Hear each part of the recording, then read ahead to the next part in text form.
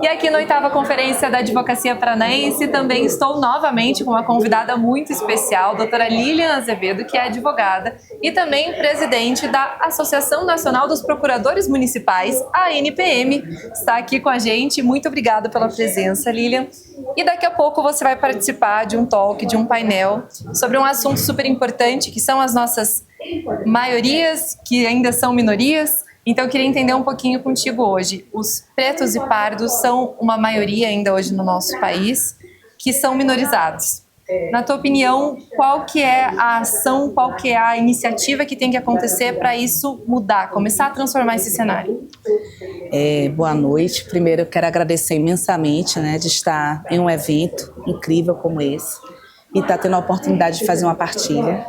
Eu que sou procuradora do município de Salvador e já começo a lhe dizer com essa titulação que eu faço parte da cidade mais negra fora do continente africano, E por muito tempo, dentro desse contexto, um contexto aí de 100 colegas, 150 colegas, eu fui a única procuradora negra a estar nesse cenário. Isso para reafirmar um pouco da sua pergunta aqui, mesmo nesse local, Então, aí você me pergunta, qual seriam as ações, Primeiro, eu acho que a gente tem que entender que nós temos um problema. Porque quando a gente fala dessa maioria que é minorizada, a gente tem que entender que nós estamos num processo de naturalização. Você só pensa em solução quando você reconhece que é um problema. E o grande problema é que nos grandes espaços no nosso país, nós percebemos a população negra existe sim, mas ela existe em que local? Eu, inclusive, que fui secretária de combate à pobreza, trabalhava muito com o cenário de crianças em população de rua, eu vi essas crianças na rua. Mas hoje eu que estou num espaço de mais privilégio, me percebo com minhas filhas em uma escola onde numa sala com 40 crianças ela é a única negra. Então a gente continua reproduzindo. A gente tem que parar de naturalizar, entender que isso é um problema de política pública do nosso país para que isso comece a se transformar. Com certeza. E qual que é a sua avaliação hoje sobre essas ações afirmativas que tem hoje dentro da OAB?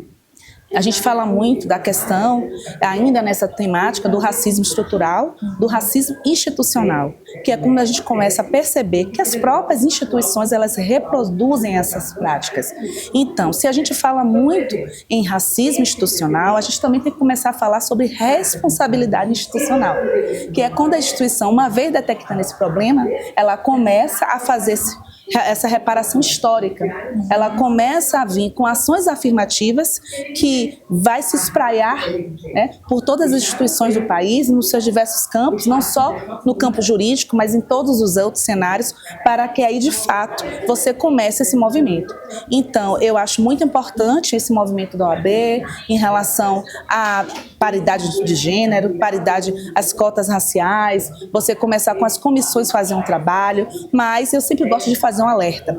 Para além da teoria, que é muito importante, respalda tudo isso, nós precisamos da vivência. E a vivência humanizada. A vivência humanizada é quando você, mesmo uma instituição que com a maior das boas intenções queira mudar esse cenário, começa realmente com ações práticas. Então, quem são seus presidentes? Quem são os presidentes da sua comissão? Quem é que está nos cenários dos grandes congressos?